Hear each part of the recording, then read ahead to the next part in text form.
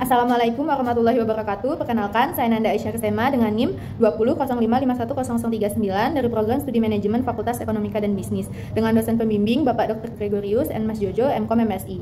Sebelumnya, saya ingin mengucapkan terima kasih yang sebanyak-banyaknya dan sebesar-besarnya terhadap Bapak Dr. Gregorius atas arahan dan bimbingannya selama ini, sehingga penelitian ini bisa terselesaikan dengan baik dan berjalan.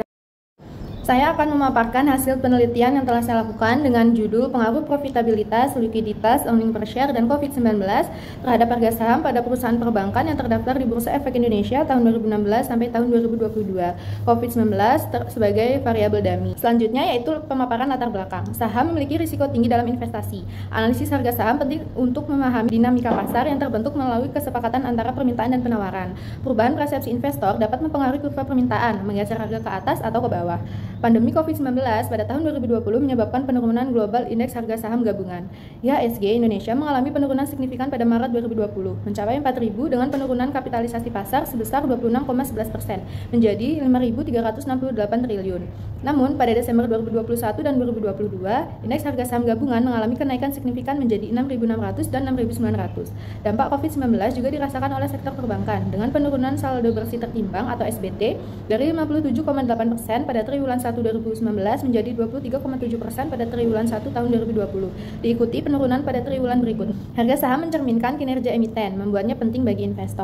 Selanjutnya, pemaparan mengenai kajian pustaka. Yang pertama, teori sinyal. Zhou et al. Tahun 2004 menggambarkan konsep teori sinyal yang pertama kali diperkenalkan oleh Akerlof dan Arrow dalam konteks pasar tenaga kerja dan pasar barang, yang kemudian dikembangkan menjadi teori keseimbangan sinyal oleh Spence. Teori sinyal menjelaskan cara perusahaan memberikan sinyal melalui laporan keuangan. Selanjutnya ada harga saham. Saham adalah tanda bukti kepemilikan dalam perseroan terbatas dapat dijual oleh pemegangnya. Harga saham ditentukan oleh permintaan dan penawaran di pasar bursa, mencerminkan nilai saat itu. Meskipun bukan peran permanen, pemegang saham dapat menjual sahamnya kapan saja. Yang selanjutnya yaitu ada ROA atau Return on Asset. ROA adalah analisis kemampuan perusahaan menghasilkan laba dengan total aset yang dimiliki setelah penyesuaian biaya pendanaan. Rasio tinggi menunjukkan efisiensi manajemen dan efisiensi aset. ROA mengukur rentabilitas ekonomi perusahaan pada masa lalu yang dapat diproyeksikan ke masa depan untuk melihat kemampuan perusahaan menghasilkan laba.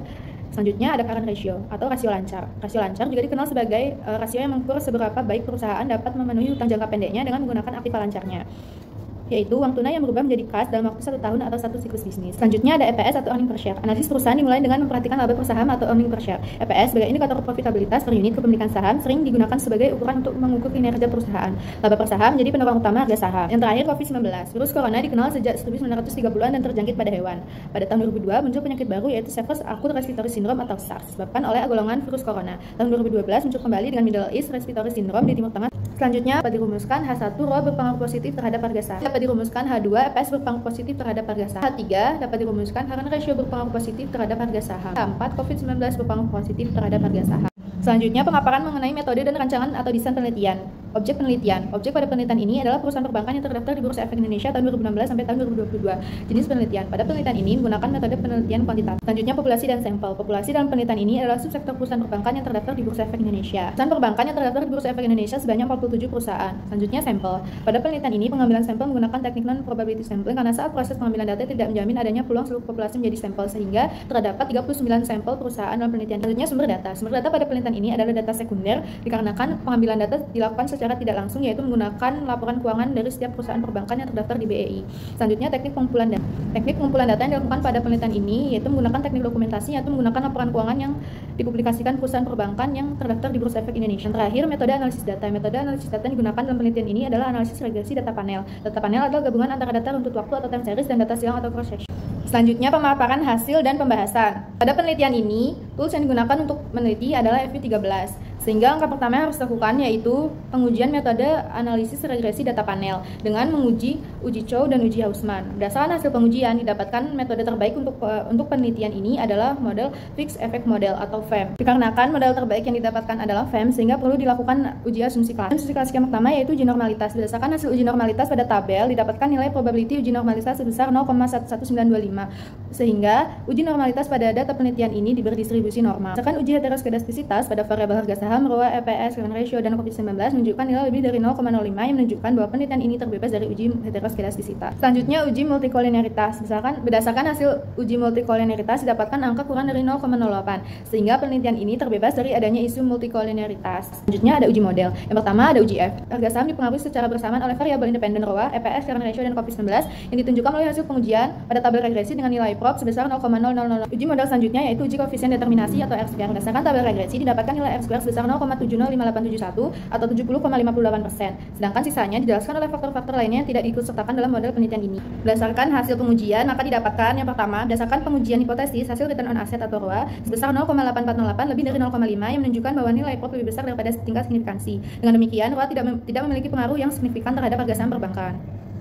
Yang kedua, berdasarkan pengujian hipotesis, hasil EPS besar 0,9823 lebih besar dari 0,05. Nilai prop lebih besar daripada tingkat signifikansi. Dengan demikian, EPS tidak berpengaruh terhadap harga saham perbankan.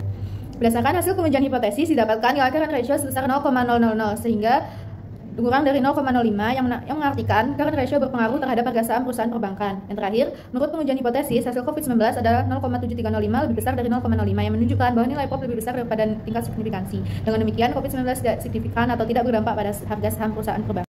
Pemaparan selanjutnya yaitu kesimpulan. Berdasarkan hasil penelitian dan pembahasan didapatkan kesimpulan bahwa ROA tidak berpengaruh terhadap harga saham perusahaan perbankan yang terdaftar di BEI tahun 2016 sampai tahun 2022. Tidak berpengaruhnya ROA disebabkan karena pendapatan perusahaan perbankan tidak dipengaruhi oleh seberapa besar aset yang dimiliki perusahaan, namun dipengaruhi oleh pendapatan bunga dari modal yang dimiliki bank. EPS tidak berpengaruh terhadap harga saham perusahaan perbankan yang terdaftar di BEI tahun 2016 sampai tahun 2022. Tidak berpengaruhnya EPS karena investor tidak menjadikan laba per saham sebagai tolak ukur ketika menanamkan modal pada perusahaan perbankan. Current ratio berpengaruh terhadap harga saham perusahaan perbankan yang terdaftar di Bursa Efek Indonesia tahun 2016 sampai tahun 2022. Berpengaruhnya current ratio menandakan bahwa perusahaan mampu mengelola hutang lancar dengan aset lancar yang dimiliki walaupun sedang masa pandemi COVID-19 melanda Indonesia. COVID-19 tidak berpengaruh terhadap harga saham perusahaan perbankan yang terdaftar di BEI tahun 2016 sampai tahun 2022. Tidak berpengaruhnya COVID-19 terhadap harga saham perusahaan perbankan bisa disebabkan karena kinerja saham pada sektor keuangan kuat dan relatif stabil walaupun terjadi pandemi COVID-19. Sekian pemaparan yang dapat saya lakukan. Terima kasih atas kesempatan dan perhatian yang telah diberikan. Wassalamualaikum warahmatullahi wabarakatuh.